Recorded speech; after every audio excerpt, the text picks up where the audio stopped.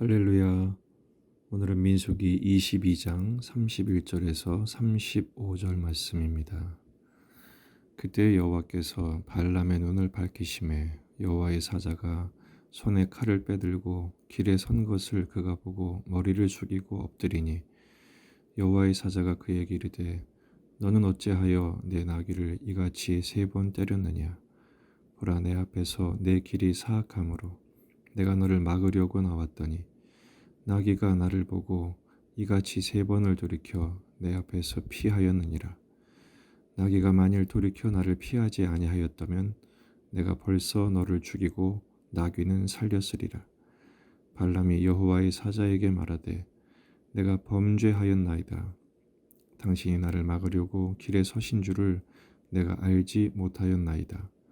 당신이 이를 기뻐하지 아니하시면 나는 돌아가겠나이다. 여호와의 사자가 발람에게 이르되 그 사람들과 함께 가라. 내가 내게 이르는 말만 말할지니라. 발람이 발락의 고관들과 함께 가니라. 아멘.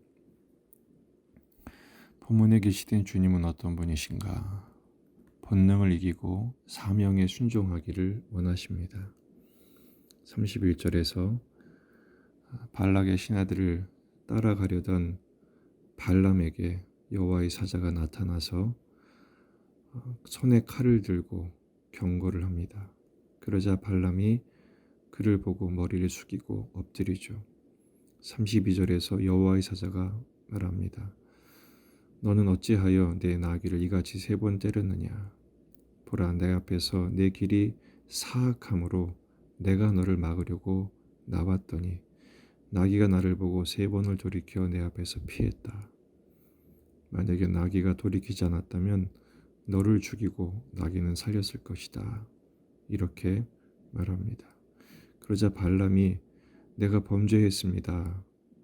여호와의 사자가 나를 막으려고 길에 선 것을 내가 알지 못했습니다. 그러면서 당신이 이를 기뻐하지 아니하시면 나는 돌아가겠나이다. 이렇게 대답하죠. 눈이 열렸습니다. 그리고 여호와의 사자의 경고를 들었습니다. 그것을 깨닫고 나서 돌이킵니다. 범죄했다고 말합니다. 돈에 눈이 먼 것을 인정한 거죠. 그리고 기뻐하지 않으시면 돌아가겠다고 합니다. 그러자 여호와의 사자가 그들과 함께 가라. 다만 내가 내게 이르는 말만 말하라. 이렇게 경고하시죠. 지금 발람은 돌아가겠다고 말은 했지만 자기가 범죄하였다고 말은 했지만 여전히 자신이 주체가 되고 있습니다. 하나님이 기뻐하지 않으시면 돌아가겠다. 이미 기뻐하지 않는 것을 알았거든요.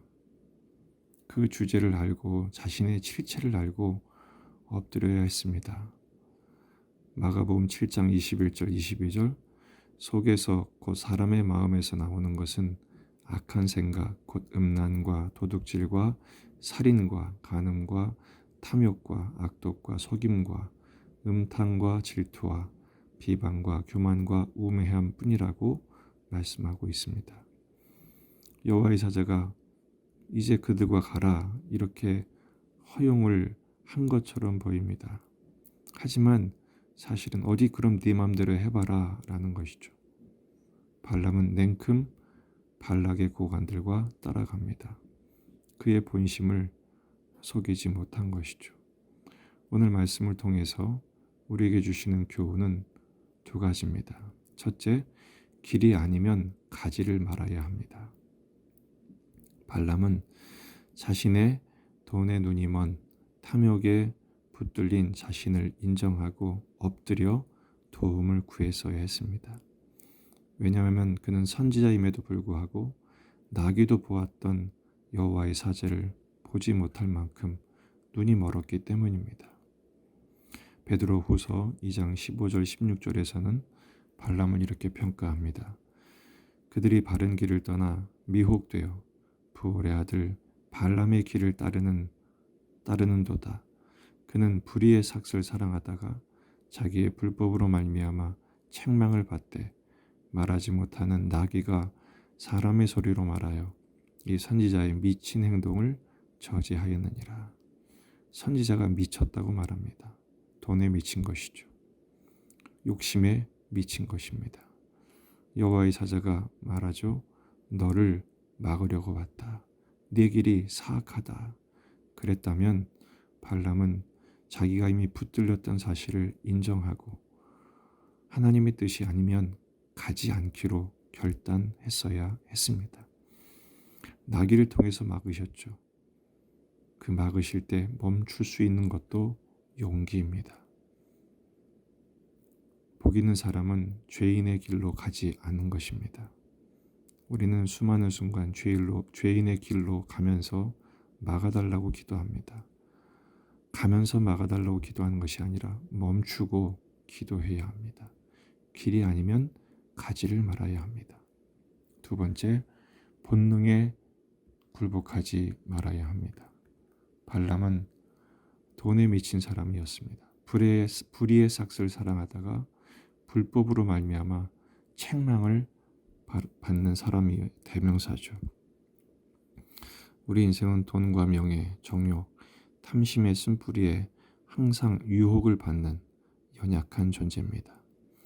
그래서 바울은 갈라디아서 5장 24절에서 이렇게 권고합니다. 그리스도 예수의 사람들은 육체와 함께 그 정욕과 탐심을 십자가에 못 박았느니라. 만일 우리가 성령으로 살면 또한 성령으로 행할지니 본능으로 살지 말고 성령을 따라 살아라. 성령의 다스림을 받아라. 그러려면 육체와 함께 그 정욕과 탐심을 십자가에 못 박아야 합니다. 우리는 지난주에 일주일 내내 십자가를 묵상했습니다. 십자가를 진다는 것, 결국 주님을 따라 나를 못 박는 것을 말합니다. 성령 충만한 삶을 산다는 것은 성령의 다스림에 민감하게 반응하는 것을 말합니다. 성질 충만한 나를 잠재우고 십자가에 못 박고 내 마음대로 내 뜻대로 본능대로가 아니라 성령의 인도하심대로 주님의 말씀대로 주님의 지도하심대로 따라가는 삶을 사는 것이죠. 내가 내게 이르는 말만 하라. 발람은 이 일에 실패하고 맙니다.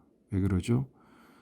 주님이 주시는 말씀보다는 내면의 욕구, 내면의 소음에 혼동되었기 때문에 그렇습니다.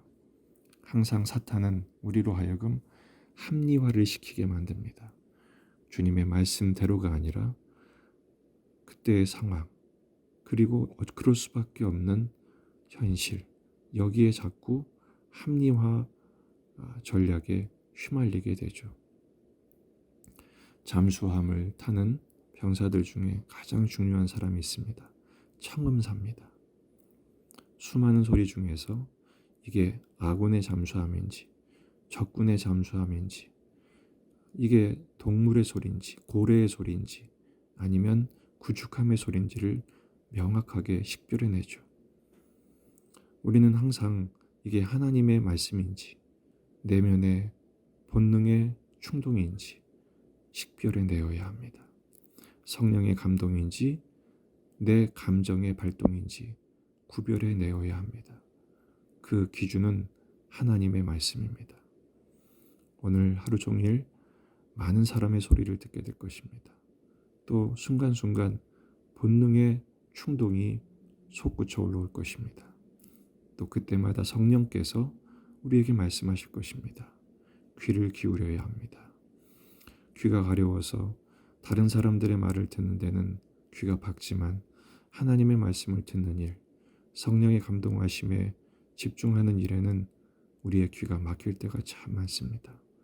오늘 우리의 기도 제목은 성령의 말씀하심에 귀를 기울일 수 있는 귀를 열어달라고, 그리고 그 말씀에 순종하여 길이 아니면 가지 않고 내 욕구와 본능의 소리를 억제하고 하나님의 말씀에 청종하고 순종하는 삶을 살게 해달라고 기도하십시다.